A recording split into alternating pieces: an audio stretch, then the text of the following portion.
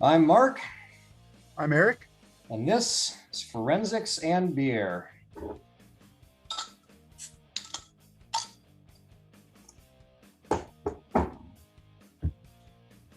So, our purpose here is to talk some digital forensics, hopefully, educate you a little bit, possibly entertain you. Eric and I are both seasoned veterans in the field of digital forensics. We have little different backgrounds, but we've been around the wheel a few times. And with For that, sure.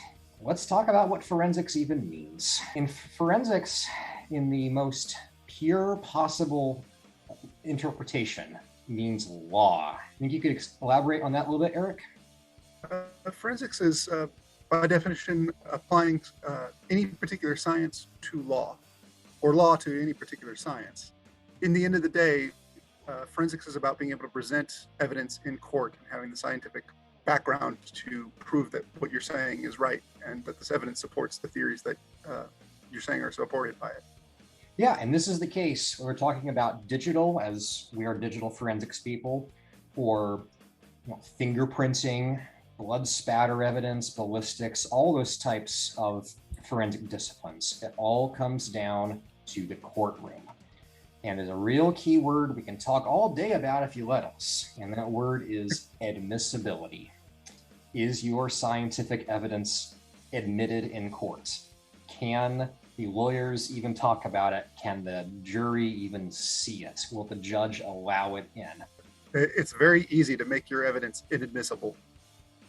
Thing about admissibility, if your evidence does not get admitted into court, all of that time you spent processing, collecting, examining is down the drain.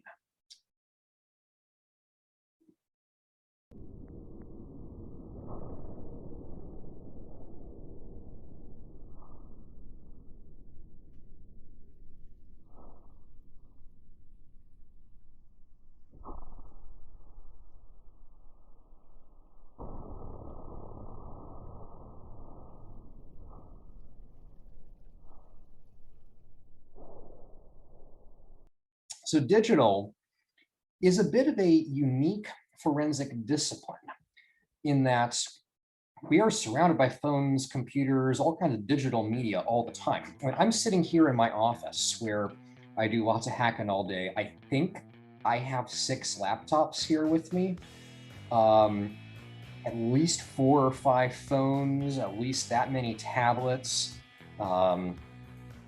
When I leave the house, I'm on a security camera. We have various smart devices all around the house. And that's just on the perimeter of my property. Think about how many digital cameras you end up on in any given day. I mean, how many security cameras do you think you pass just by going to a grocery store? How many stoplights? Of course, when you're driving down the road, how many people around you have phones on them that could potentially be evidence should something happen? And speaking of driving down the road, how about the fact that your car probably has a GPS in it that probably can log where you are at any given time? If it's not also packing a dashboard camera as well. Good point. I didn't even think about that. You could literally be on camera driving your car, or you may have front and back cameras that catch somebody else on camera who has nothing to do with your car. Yep. There's very little to nothing you can do today that doesn't leave some sort of digital evidence behind. That is correct. So the point of all this is the average person is not likely, unless you do something very bad, to be impacted by ballistics or blood spatter evidence. But digital, that is likely to impact every single person. And the result of that is digital forensics does not necessarily just mean forensics, meaning the application of science and law. Digital forensics has a lot of communities outside of law. So the first one I want to talk about quickly is the military, where any kind of phones or hard drives collected on the battlefield, those can be examined, analyzed, and whatever you find out that can help drive future strategy. Any forensic technique you use for a law enforcement investigation is probably also used on the battlefield because you need to know things, and our digital devices record every aspect of our lives. It's easier to understand what your opponent is thinking when you can get a hold of those devices and start extrapolating all the evidence out of them. Yeah, and that is the very backbone of determining strategy on a battlefield, is knowing what your opponents are thinking. So we already talked about law enforcement and military side. A very different one is private sector. I would say every major company has a security division that will also include a forensic capability. Of course, any given company probably also has on auto dial an accounting firm that can provide extra forensic capability. And the private sector interests, the two biggest ones that come to my mind are network intrusions, or two, the one that keeps a lot of security people up at night, and that's the insider threats.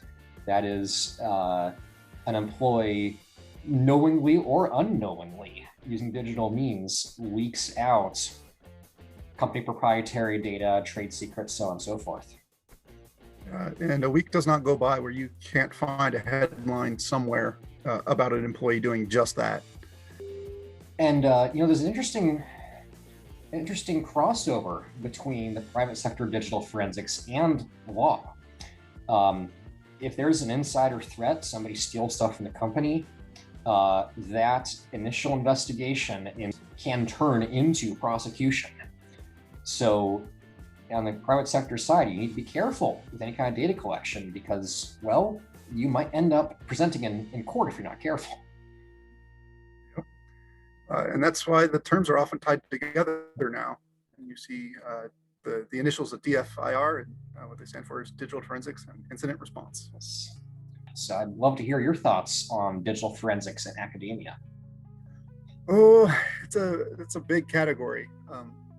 Academia, both from where do you apply digital forensics to, has its own specialties, and what do you do with digital forensics in academia, where you do your research and develop new techniques, new methods, new ways of looking at things. How many digital forensics tools and techniques can you think of that have been developed in academia? A lot. Because I'm thinking of a few good ones right now that have saved my butt in investigations a few times thanks to good academic research. Oh yeah. Anytime I hit a challenge that I don't know what the answer is or don't have a clue as to what I'm looking for, I will immediately start looking in the academic circles to see if somebody's published a paper or is thinking about publishing a paper on this topic. And chances are there is somebody out there with that curiosity. So. And I have a very important question for you, Eric. What are you drinking? I am drinking a Victory Merry Monkey, finishing off my Christmas supply if I can get it in the... Yeah, that's a good choice. The camera does not want to play with me nicely today. I've got myself Two-Tone Vanilla Porter by Star Hill Brewery in Charlottesville, Virginia, and this is a good one. Oh, what else do you think you can talk about on the legal side? Because we just brushed through the legal side digital forensics. We can go through so much more. What are some topics that are on your mind?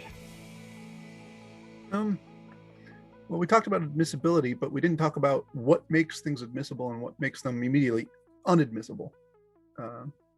Okay. Because we said it's very easy.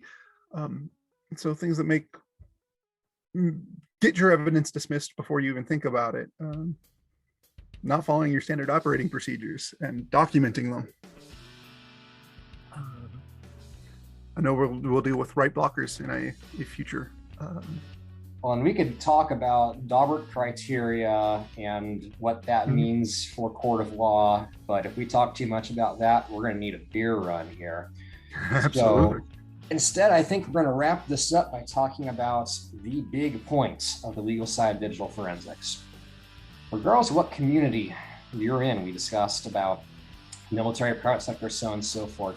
If you treat your investigation with the sanctity that law enforcement has to treat their investigation, as if it's going to appear in court, work with all of those standards, work discipline that law enforcement must, being afraid that the Blooming Consequence, that their evidence is all going to be kicked out. If you work with that mindset, you will never, ever go wrong.